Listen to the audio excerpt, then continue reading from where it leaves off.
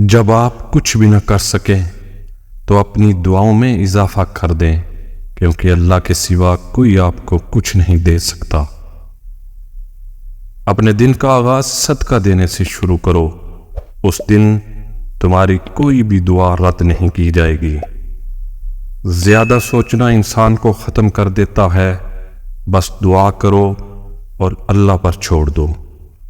جو شخص تمہارے خون میں سے نہ ہو پھر بھی تمہیں عزت دے، پیار دے، بے شک وہ تمہارے لیے ایک بہترین رشتہ ہے۔ قیامت کی نشانیوں میں سے ایک نشانی یہ بھی ہے کہ جھوٹے لوگوں کی عزت ہوگی اور سچے لوگ ذلیل ہوں گے۔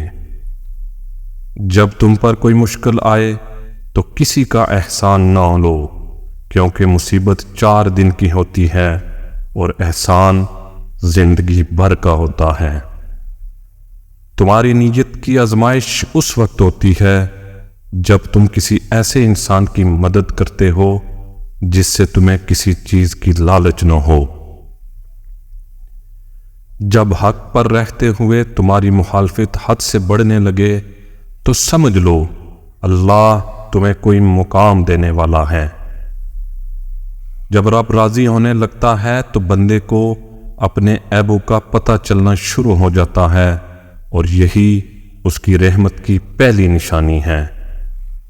توکل یہ ہے کہ آدمی اپنی قوت اور طاقت سے ہٹ کر تقدیر الہی پر راضی رہے۔ ہمیشہ زندگی میں ایسے دوستوں کا اضافہ کرو جن کا دل چہرے سے زیادہ خوبصورت ہو۔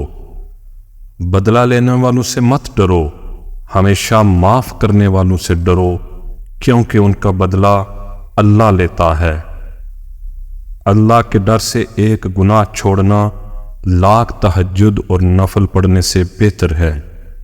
انسان کی تمام پریشانیاں 2 باتوں کی وجہ سے ہیں: تقدیر سے زیادہ چاہتا ہے، وقت سے پہلے چاہتا ہے۔